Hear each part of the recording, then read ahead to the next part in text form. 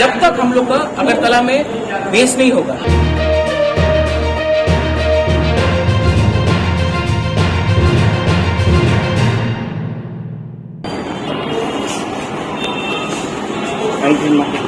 क्या हो रहा है?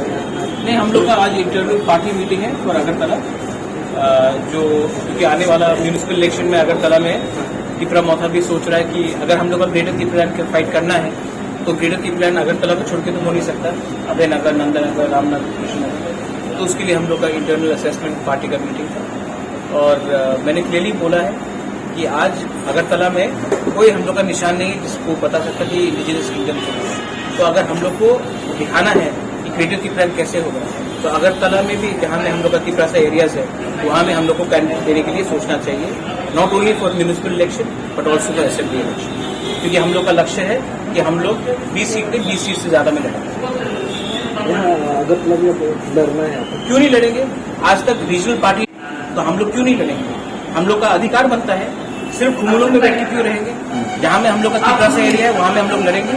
और क्योंकि रीजनल पार्टी ने आज तक अगरतला से नहीं लड़ा है, इसी के लिए तो अगरतला आज हम लोग का नहीं है। सब जगह में आप जाके देखो, सब जगह में अस्तबल का नाम आपने बदल दिया, पैलेस के सामने कुछ और कर दिया आपने, रास्ते का नाम अलग है। लगता नहीं कि ये हम लोग का एक इंडिजिनस किंगडम था। इसके लिए अगरतला में भी हम लोग लड़ेंगे, हम लोग का एरियाज में हम लोग लड़ेंगे, कोई कम्युनिटी के खिलाफ नहीं लड़ेंगे, लेकिन जरूर हम लोग अपना आइडेंटिटी दिखाने के लिए और एग्जिस्टेंस के लिए। एंड जब तक हम लोग का अगरतला में बेस नहीं होगा, हम लोग का ग्रेटर त्रिपुरा, अभय नगर, नंदा नगर, उजैंता पैलेस कैसे होगा? तो हम लोग लड़ेंगे। Thank you. In 1991, the tribal people have been only 3%, and the rest of them have become 97%. What is your reaction? Amra Bengali said yes.